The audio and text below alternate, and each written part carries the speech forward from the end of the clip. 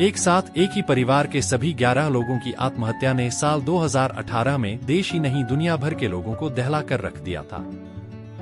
बुराड़ी आत्महत्या कांड के नाम से लोगों के दिलों में बसे इस कांड ने दुनिया भर की मीडिया में अपनी जगह बनाई थी। इस मामले की जांच 3 साल तक चली, फिर इसमें पुलिस ने क्लोजर रिपोर्ट दाखिल कर दी। ऐसे में आइए बताते हैं कि क्या था ये मामला। लेकिन उससे पहले चैनल को सब्सक्राइब करें और वीडियो को लाइक करें। पुलिस ने 3 साल की कार्रवाई के बाद भले इस मामले की तफ्तीश बंद कर दी, लेकिन बुराड़ी के लोगों और खासतौर से जहां चुंडावत परिवार का घर है, उसके आस पड़ोस में लोगों के लिए यह केस आज भी एक पहेली है। दरअसल दिल्ली पुलिस की जांच में खुलासे के बावजूद इतने सवाल हैं कि शायद ही कभी लोग बुराड़ी में 11 लोगों की मौत का सही राज सामने आ सके। यह तो तय है कि 11 लोगों ने सुसाइड ही किया था, लेकिन क्यों? इस सवाल पर से पर्दा शायद ही कभी उठे। दरअसल परिवार ने ललित की अगुवाई में अनुसंधान करने की ठानी थी, लेकिन हो गया हादसा। इसके लिए भाटिया परिवार ने आत्महत्या वाली रात यानी 30 जून से पहले करीब 6 दिन तक फांसी पर लटकने की प्रैक्टिस की थी। यह भी पता चला है कि प्रैक्टिस के दौरान सभी के हाथ खुले रहते थे। वहीं हादसे यानी 30 जून 2018 की रात को सिर्फ ललित और उसकी पत्नी टीना के हाथ खुले थे और बाकी सबके हाथ बंधे हुए थे। दिल्ली पुलिस क्राइम ब्रांच के मुताबिक सीसीटीवी फुटेज में भाटिया परिवार के सदस्य फांसी लगाने के लिए सामान लेकर जाते हुए दिखाई दे रहे हैं। जारी फुटेज में ललित की पत्नी टीना और श्वेता दुकान से स्टूल लेकर घर जाते हुए दिखाई दे रही हैं, जबकि इनके बच्चों के हाथों में बिजली के तार थे। जांच के दौरान इस बात की पुष्टि भी हुई है कि परिवार के सदस्यों ने स्टूल पर चढ़कर फांसी लगाई थी और सबके हाथ तारों से बंधे थे और बरगद की तरह लटके थे। एक वरिष्ठ पुलिस अधिकारी ने बताया था कि ललित की पत्नी टीना और भूपेंद्र की पत्नी श्वेता दुकान से स्टूल खरीदकर आई थीं। यह सब सीसीटीवी फुटेज में कैद हुआ था।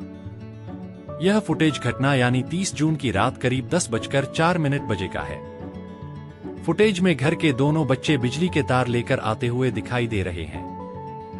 क्राइम ब्रांच की टीम ने 29 जून की सुबह से देर रात तक ललित के घर के पड़ोस व आसपास में रहने वाली कई महिलाओं व पुरुषों से मरने वाले सभी 11 लोगों के स्वभाव के बारे में विस्तृत पूछताछ की थी। क्राइम ब्रांच की टीम 30 जून को जब बुराड़ी के संत नगर की गली नंबर 2 में जाकर जांच की तो 4 सीसीटीवी कैमरे लगे हुए पाए गए थे। एक कैमरा मंदिर के पास, एक ललित के मकान के सामने, एक उसकी दुकान के सामने व एक गली के अंतिम छोर पर मिला।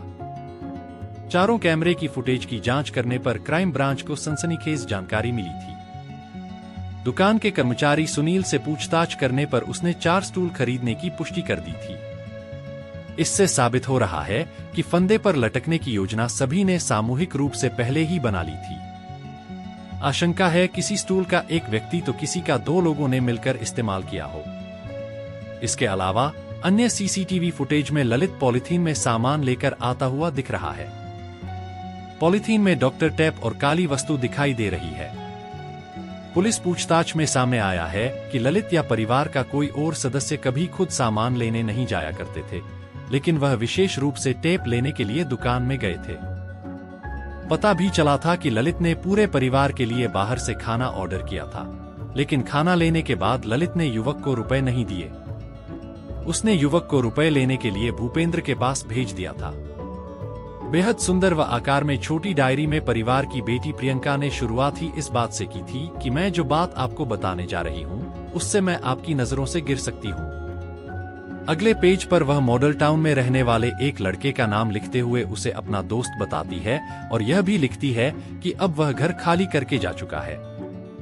इसके बाद आगे के पेज पर प्रियंका जीवन के बारे में मामा ललित द्वारा दी गई नसीहतों का जिक्र करती है। यह भी भरोसा दिलाने की कोशिश करती है कि वह शादी के बाद अपने ससुराल में ठीक से रहेगी, वहां सबको खुश रखेगी और किसी को शिकायत का मौका नहीं देगी। इसके अलावा इस डायरी के आखिरी के कुछ पेज खाली मिले थे।